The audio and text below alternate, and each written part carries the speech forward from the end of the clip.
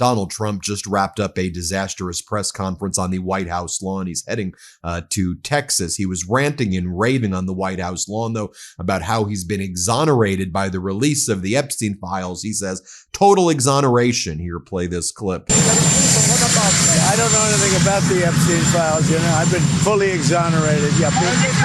Then he says that Howard Lutnick is such an innocent guy, and that even though Lutnick is all over the Epstein files and lied and claimed he never met with Epstein, except on one occasion in 2005, that Lutnick is the most innocent guy he's ever met. Here, play this clip. Howard Lutnick. What's your reaction to that? Well, Howard would go in and do whatever he has to say. He's a very innocent guy. He's doing a good job. Just take a look at how Donald Trump physically presented while he was ranting and raving during this press conference. As Aaron Rupert says, after disappearing from public view for 2 days, Trump returned today, the White House lawn, sounding exhausted and not looking healthy. Just look at this picture right here. It's utterly just grotesque. Then Donald Trump addressed the fact that former President Bill Clinton is being deposed today in New York regarding the Epstein files. And he said, you know what? I like Bill Clinton a lot. He's a really good guy. I feel bad that he's being deposed. They went after me a lot, but, I feel bad for Bill. Here, play this clip. Today, but no, I'm not happy with the way they go. Are you concerned at all about President Bill Clinton being deposed and that sets precedent for you and your family? I don't like seeing him deposed, but, they certainly went after me a lot more than that. I don't like this. Look, Obviously, Donald Trump is terrified of having his deposition taken on this issue, but Bill Clinton is there answering questions. Yesterday, Hillary Clinton was there answering questions, even when these MAGA Republican Congress members were asking her about UFOs and Pizzagate and things like that. And then Donald Trump, of course, had to change the topic because he doesn't want to talk about the Epstein files or how his polling is at historic lows or that the American people absolutely despise and detest him.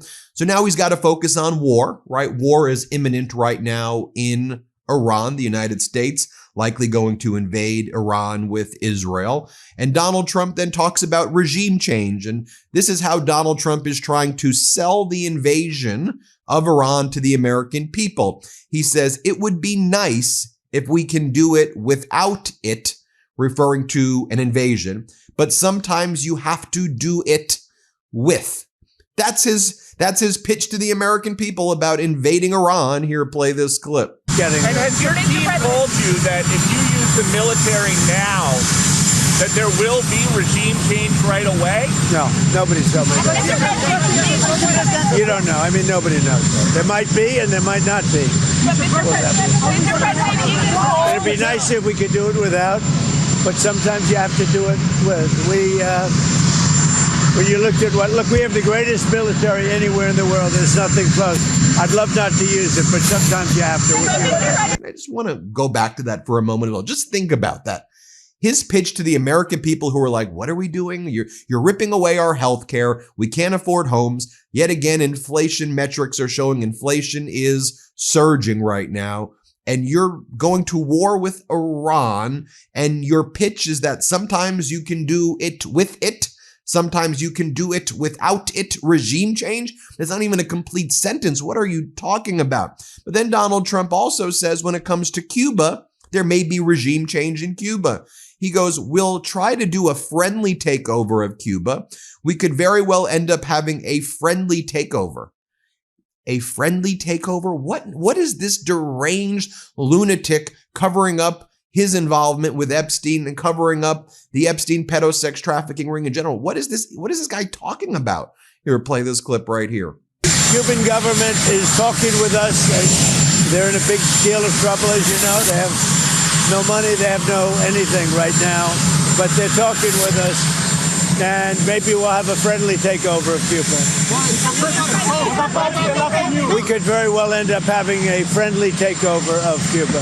What about the post? After many, many years, we've had a lot of years of dealing with Cuba. I've been hearing about Cuba since I'm a little boy, but they're in big trouble, and we could very well, something good, I think very positive for the people that were expelled or worse from Cuba that live here. You know, we have people living here that want to go back to Cuba, and they're very happy with what's going on. And then Peter Doocy of State Regime Media, which calls itself Fox, says, yeah, but Donald, is there a risk here that a strike could turn into a long, drawn-out conflict in the Middle East? Does that concern you that by invading Iran or striking Iran, that could then lead to kind of a massive, bigger war in Iran, a long-term, protracted war in Iran, and that spreads through the Middle East? I mean, it's a fair question, to which Donald Trump says, when there's war, there's always risk. But I've had luck myself. I've had luck. So that's what you're doing this on Trump luck, and you have not had luck. You're a felon. You're a sexual abuser. You haven't had luck. You've bankrupted everything over and over and over again, and you've destroyed everybody's life while pillaging and looting and stealing for yourself.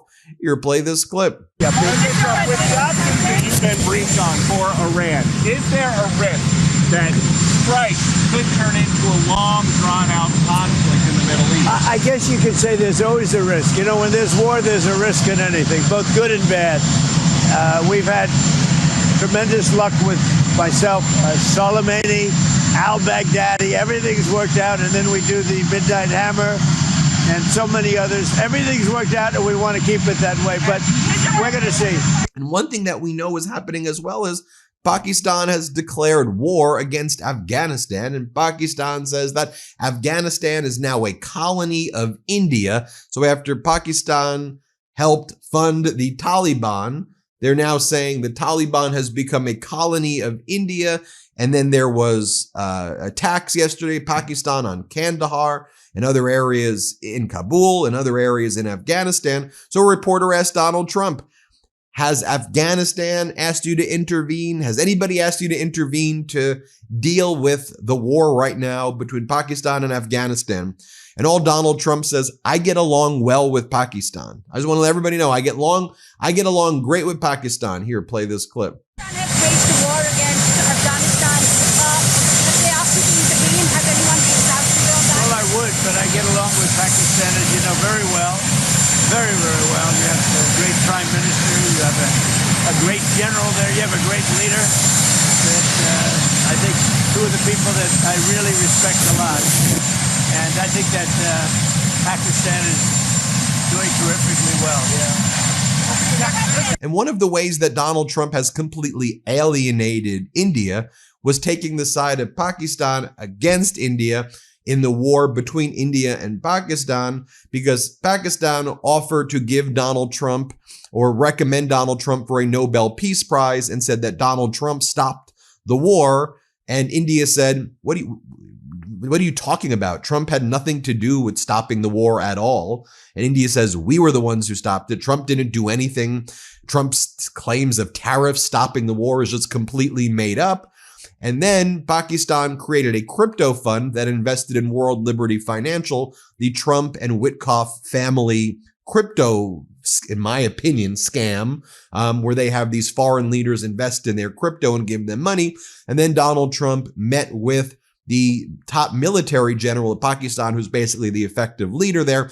And so that's why Donald Trump likes Pakistan and takes their side on everything and has alienated America's decades-long trying to court India.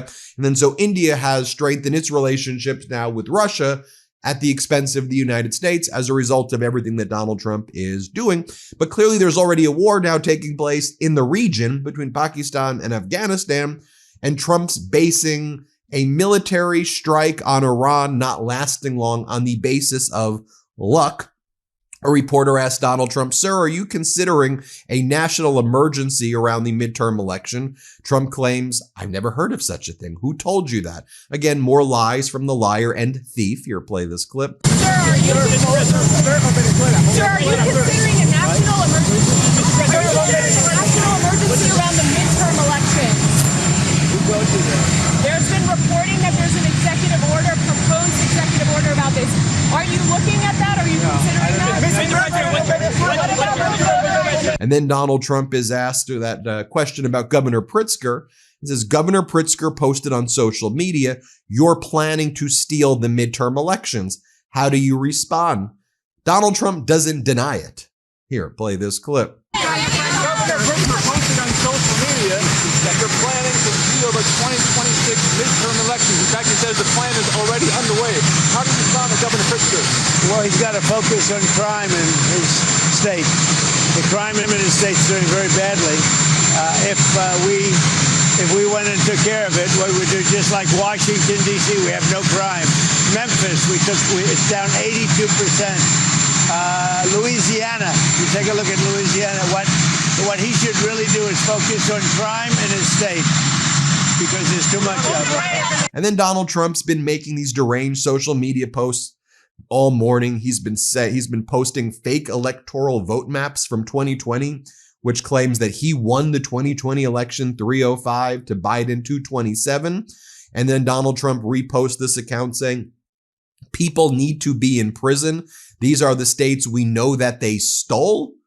Then you have him attacking Apple, saying Apple News doesn't show enough pro-Trump propaganda on it. He's posting CBS and messages from CBS, which is now state regime media, praising his awful State of the Union. And that's what's going on. Oh, and he's posting more stuff about the ballroom. The ballroom is going to be so grand. The ballroom. So America's right now is on the eve of going to war with Iran. No discussions with the American people other than Donald Trump saying, sometimes you got to do it. Sometimes you don't. Luck. Maybe we'll be lucky while he covers up the Epstein files. You tell me what you think. Hit subscribe. Help us get to 7 million. Thanks for watching. Want to stay plugged in? Become a subscriber to our Substack at MeidasPlus.com. You'll get daily recaps from Ron Filipkowski, ad-free episodes of our podcast, and more exclusive content only available at MeidasPlus.com.